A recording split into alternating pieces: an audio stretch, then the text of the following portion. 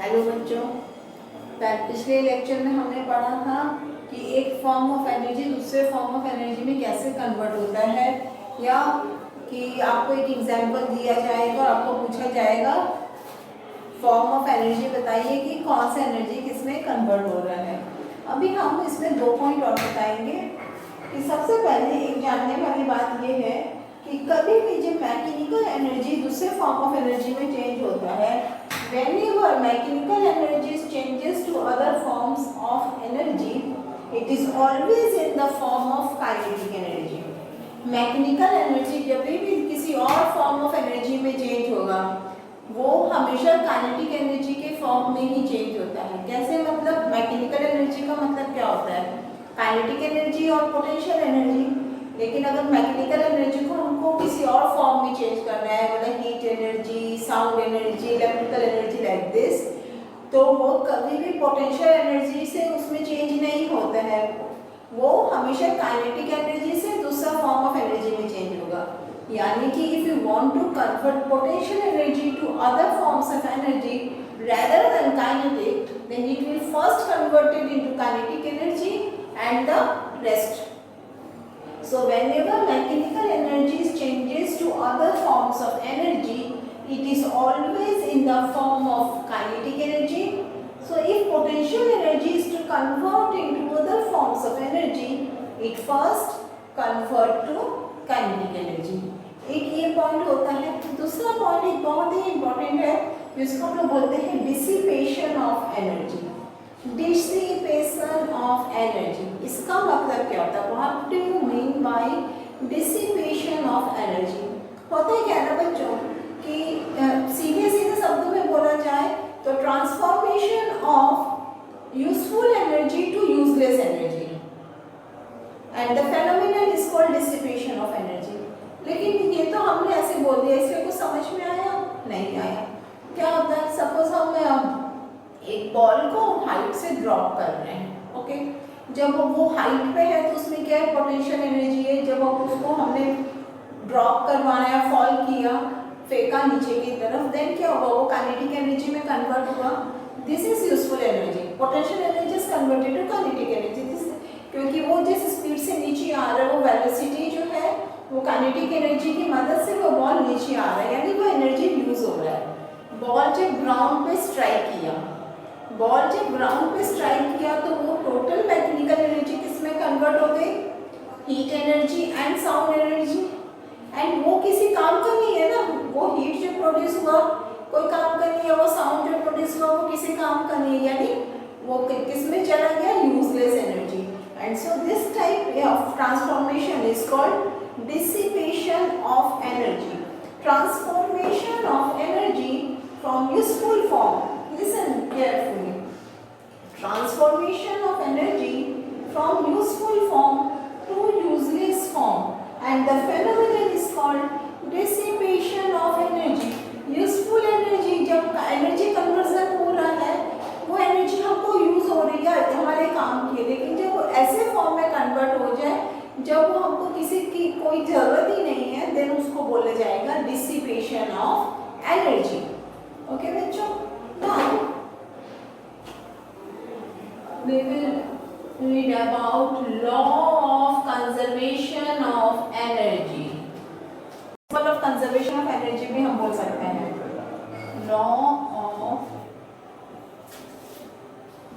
Conservation of energy.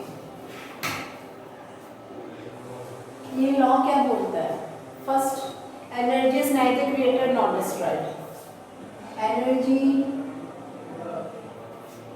Is neither created not destroyed, or the sum total of energy, the sum total of energy in the universe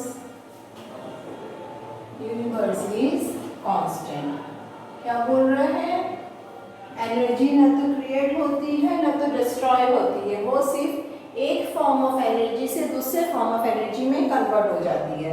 Energy is neither created nor destroyed, और the sum total of energy in the universe is, अगर energy create भी नहीं हो रही है, destroy भी नहीं हो रही है, यानी जितनी एनर्जी थी यूनिवर्स में उतनी की उतनी ही है, that is the sum total of energy in the universe is constant. This is law of conservation of energy, very very important law.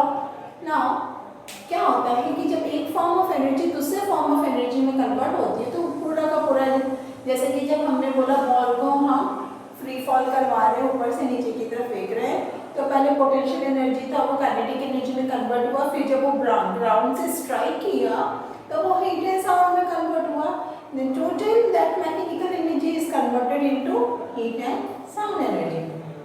Now जब कन्वर्जन होता है सिर्फ मैकेनिकल एनर्जी में, यानी कि either kinetic energy converted to potential energy या potential energy converted to kinetic energy, या थोड़ा सा kinetic energy potential में चेंज हुआ, थोड़ा सा potential energy kinetic energy में चेंज हुआ, in that case the sum total of kinetic energy and potential energy is always constant. The sum total of kinetic energy and potential energy is always constant. कैसे? देखो बच्चों, हम यहाँ पे क्या बोल रहे हैं, when the conversion is only among a mechanical energy, conversion between kinetic energy and potential energy, अगर इस दोनों के बीच में ही आपस में कन्वर्जन हो रहा है, then क्या होता है, sum total of kinetic and potential energy is constant. That is हम बोल सकते हैं total mechanical energy is constant, total mechanical energy constant. Okay?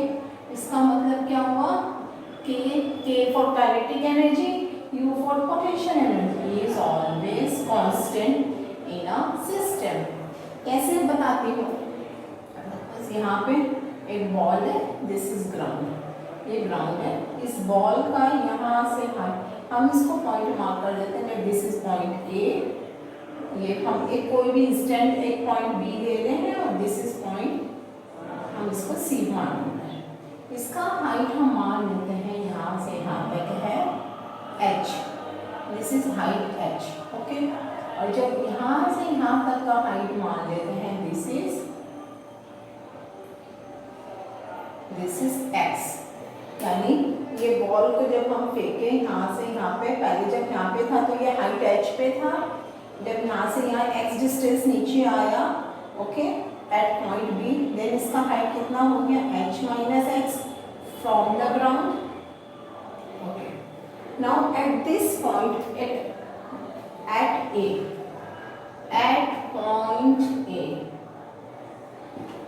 Body क्या है, रेस्ट में है, बॉडी एट रेस्ट, तो इसका काइनेटिक एनर्जी जीरो होगा, तो जो पोटेंशियल एनर्जी क्या है, mgh, क्योंकि h हाइट पे है, so total mechanical energy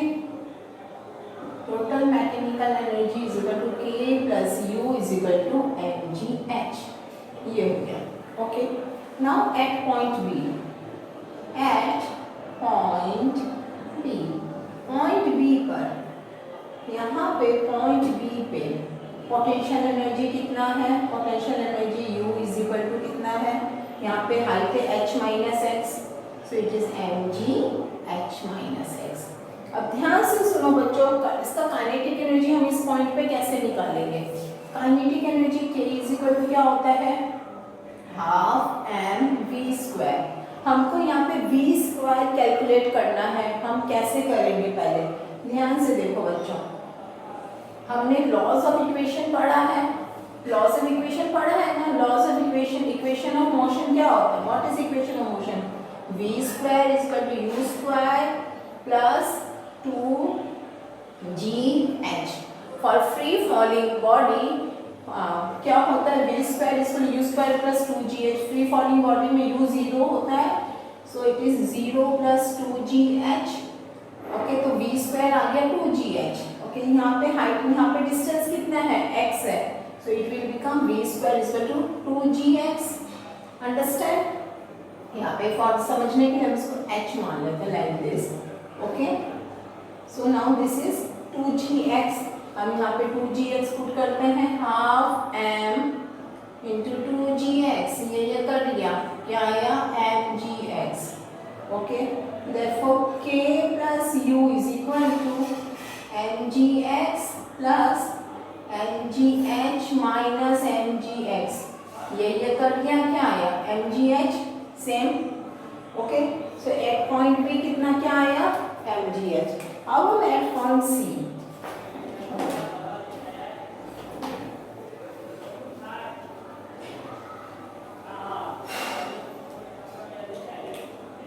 at point C, C point means this point, यहाँ पे क्या है हाइट 0 हो गया, so u is equal to mg into 0 that is 0 and kinetic energy is equal to क्या हो जाएगा, half into m into v square, यहाँ पे क्या हो जाएगा total height h, this is 2, what is 2gh, cut गया, क्या आया mgh। therefore k plus u is mgh। तो हर पॉइंट पे हमारा कितना क्या आया mgh। सो इट मतलब क्या बोलेंगे, it explains us the law of conservation of energy, जहाँ पे बोल रहा है, एंड जब हम बोल रहे हैं कि मैकेनिकल एनर्जी में कि जब आपस में कन्वर्जन होता है, then sum total of mechanical energy is always constant at any instant, kinetic energy plus potential energy is always constant। और क्या होता है ना बच्चों कि जिस प्रोपोर्शन में जितना काइनेटिक एनर्जी डिक्रीज होता है उतना ही पोटेंशियल एनर्जी इंक्रीज होता है, और वाइस वर्सा कि पोटेंशियल एनर्जी जितना डिक्रीज होगा काइनेटिक एनर्जी उतना ही अमाउंट में इंक्रीज होगा। तो ये प्रोपोर्शनल इंक्रीज और डिक्रीज होता है, सेम अमाउंट में इंक्रीज और डिक्रीज होता है। ओके बच्चों, एक और हम यहाँ पे पढ़ेंगे, this is very very important conversion, ये आता है एग्जाम में। ओके, नाउ यहाँ पे एक और आता है कि अगर पेंडुलम हो, पेंडुलम के केस में हम इसको कैसे वेरीफाई करेंगे, how will we verify it in the case of pendulum. Pendulum में हम कैसे बताएंगे कि conservation of energy, total sum total of mechanical and kinetic energy is always constant। okay,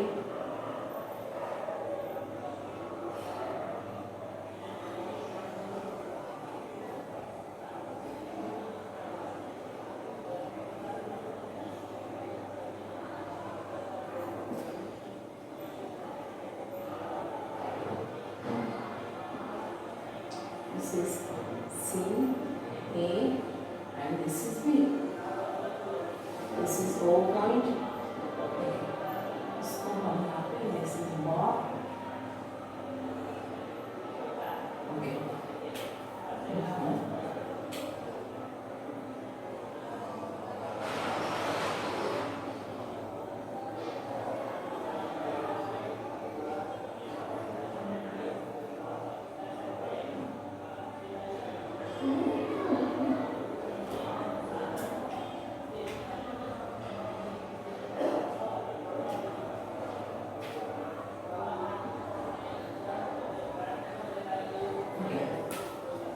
now here potential energy is equal to 0, kinetic energy is equal to mgh। okay, यहाँ पे potential energy is equal to mgh, kinetic energy is equal to 0, यहाँ पे potential energy is equal to mgh and kinetic energy is equal to 0।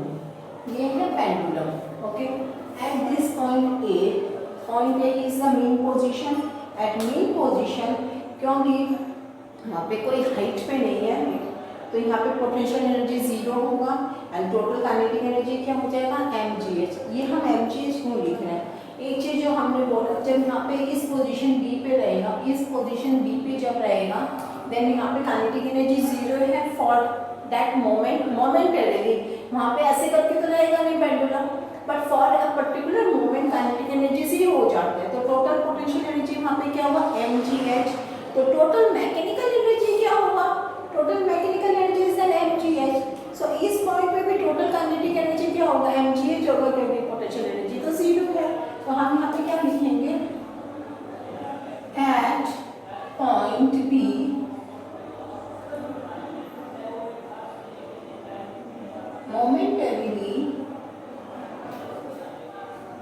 body at rest, momentarily body at rest.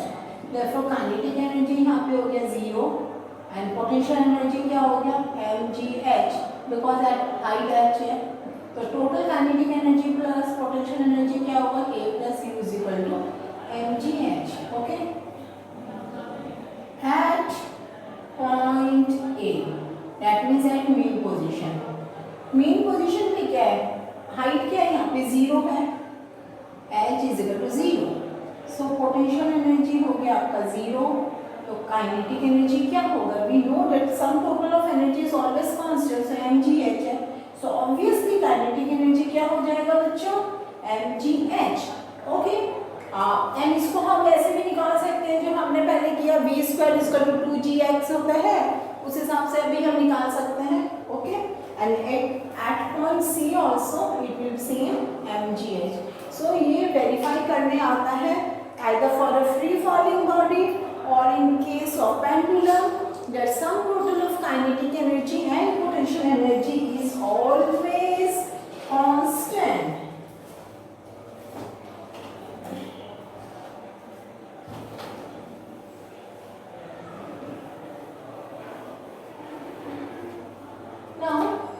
अगर हमको कुछ बोला जाए कि find the initial velocity of a body if it is thrown up to a height h.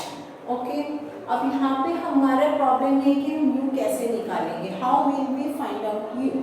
सबसे पहले क्या है, अगर हम नीचे ग्राउंड से हम ऊपर की तरफ बॉल कैसे फेंके. ओके, बॉल को ऐसे ऊपर की तरफ फेंके, ये बॉल ऊपर जा रहा है at height h, this is height h.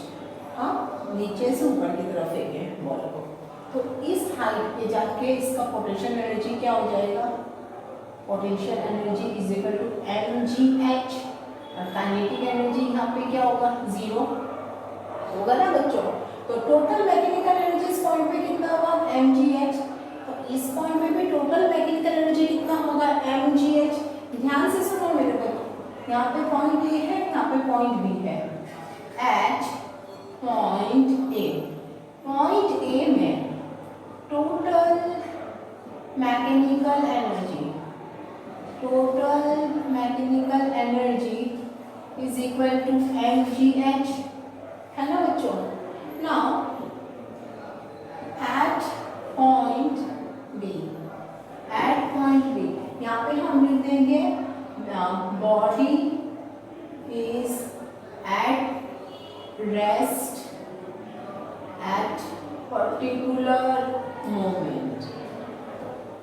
उसके बाद तो क्या करेगा, जब हम ऐसे फेंके वहां पे ऊपर के फॉर ए मोमेंट वो रेस्ट में आता है, फिर वो बाउंस होके नीचे आ जाता है like this. At point B क्योंकि हाइट 0 है, हाइट 0 है तो पोटेंशियल एनर्जी यहाँ पे 0 होगा, तो काइनेटिक एनर्जी क्या हो जाएगा, क्योंकि टोटल मैकेनिकल एनर्जी है mgh, यहाँ पे हम इसका mgh ऐसे लिख सकते हैं. नाउ अब हम ये देखते हैं कि जब हम इस बॉल को नीचे से ऊपर फेंके, let its initial velocity, let's its initial velocity be u. हम u वेलोसिटी से उसको ऊपर की तरफ फेंके बॉल को ताकि वो हाइट h तक चला जाए. हमको पूछा जाएगा ना कि हम कितना वेलोसिटी से उस बॉल को ऊपर की तरफ फेंकेंगे ताकि वो हाइट h तक चला जाए. तो हम मान लें u, देन काइनेटिक एनर्जी यहाँ पे क्या होगा half m u square. So ये और ये तो आपस में इक्वल हो जाएगा, half m u square is equal to mgh. तो हमको यहाँ से क्या मिला बच्चों, u square is equal to 2gh, u is equal to root over 2gh. Okay बच्चों, तो अगर हमको पूछा जाए for a body thrown upward, अगर हम एक बॉडी को नीचे से ऊपर की तरफ फेंक रहे हैं up to a particular height, how much velocity, at what velocity will the object will move, then we will find it like this, u is equal to root over 2gh. u is equal to root over 2gh. क्या होगा, when body is thrown, when a body is upward, अगर body को ऊपर की तरफ फेंका जाए then उसका इनिशियल वेलोसिटी हम कैसे निकालेंगे, root over 2gh, u is equal to root over 2gh। इसके तरीके से हम यहाँ से निकालेंगे। ना मैं एक दो सम आप लोगों के सामने डिस्कस करना चाहूँगी, आप लोग ये नोट डाउन कर लीजिए। तो मैं एक सम करवाती हूँ आपको।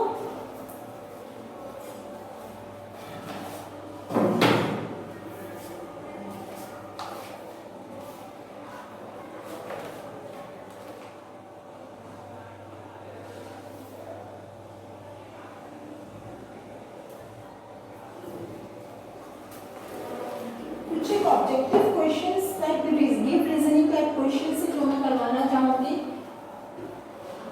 जिसको आप लोग का गड़बड़ क्यों होता है, क्योंकि आप उसको एक्सप्लेन नहीं कर पाते हो ठीक से। गिव रीजनिंग में एक्सप्लेनेशन आपका अच्छे से होना चाहिए।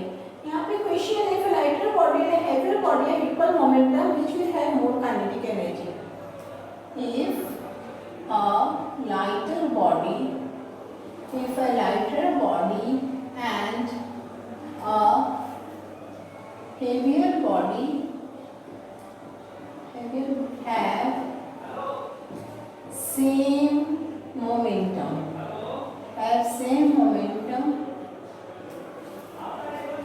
which will have more kinetic energy,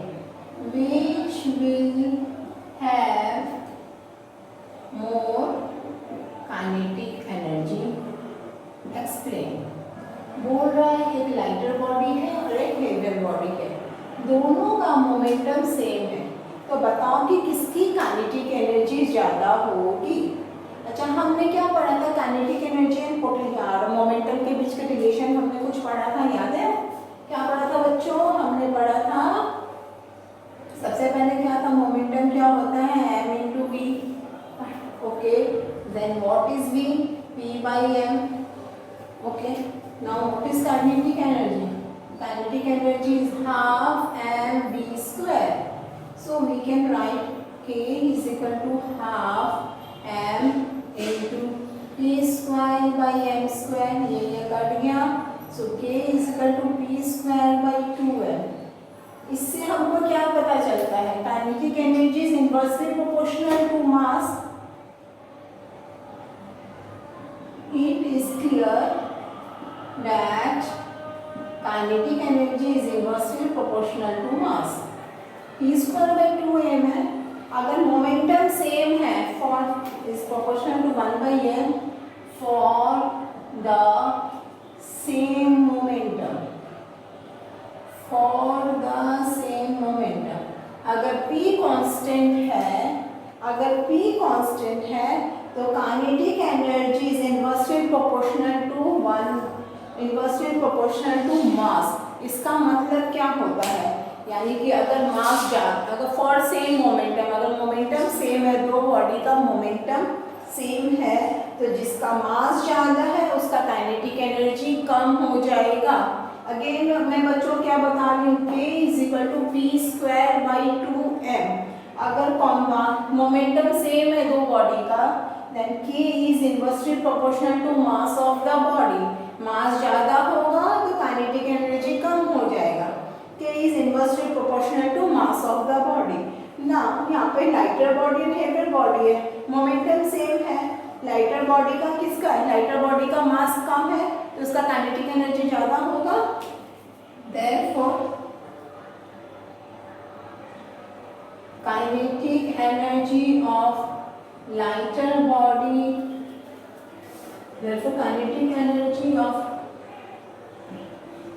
lighter body is greater than kinetic energy of heavier body।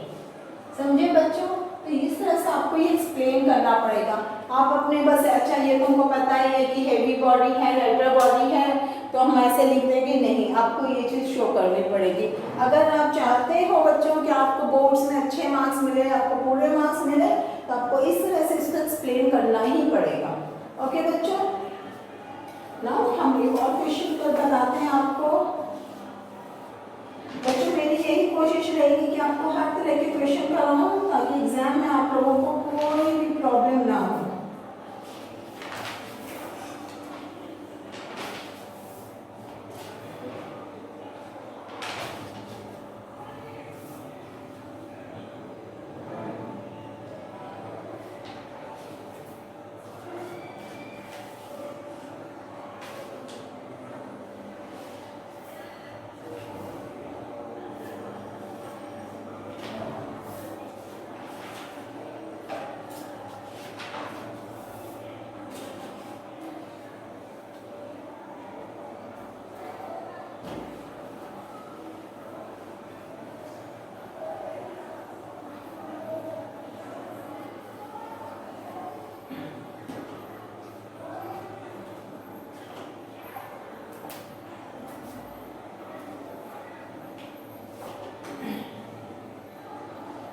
two balls of mass, ratio 1:2 are dropped from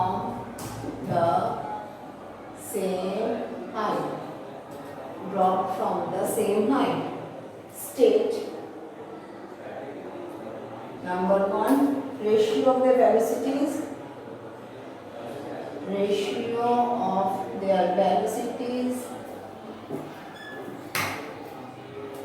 When they strike the ground, and second one is ratio of the forces acting on them during the motion. क्या question है बच्चों? Two balls of mass ratio 1:2 are dropped from the same height. Same height से drop किया गया. Ratio of their velocities when they जब वो नीचे गिरे तो उन लोगों का रेशियो क्या है, वेलोसिटी का रेशियो क्या है, and what will be the ratio of the forces acting on them, उस पर कितना फोर्स काम कर रहा है. सबसे पहले हम यहाँ पे क्या करेंगे, फर्स्ट ऑफ ऑल क्योंकि दोनों के ऊपर same acceleration due to gravity, as both the balls are dropped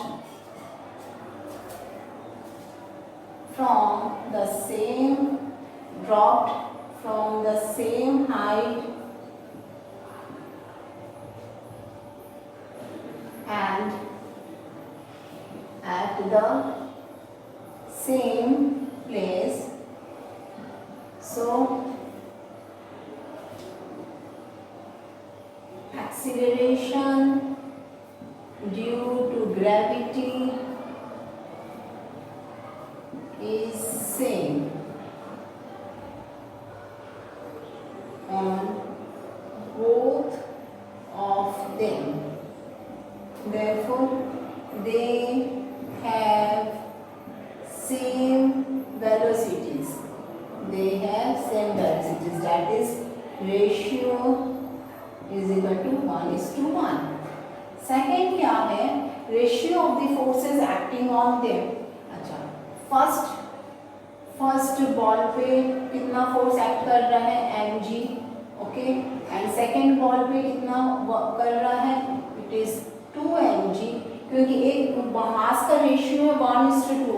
एक बॉल का मास हम मान लेते हैं m और दूसरे बॉल का मास मान लेते हैं 2m. तो फर्स्ट बॉल पे कितना, क्योंकि अंडर ग्रेविटी है, उस पे कितना फोर्स काम कर रहा है mg, एंड सेकेंड बॉल पे कितना फोर्स काम कर रहा है 2mg. तो रेशियो ऑफ द फोर्सेस क्या होगा, F1:F2 is equal to mg:2mg is equal to 1:2. Okay बच्चों, इस तरह से हम इसके गिव रीजनिंग टाइप सॉल्व करेंगे एंड पूरे चैप्टर को आप थॉरली पढ़िए. आपको कोई भी डाउट्स हो तो आप मुझे नीचे कमेंट बॉक्स में कह सकते हैं. एंड ओके बच्चों, thank you. Now this chapter is completed. Soon we will proceed with our next chapter. Thank you बच्चों.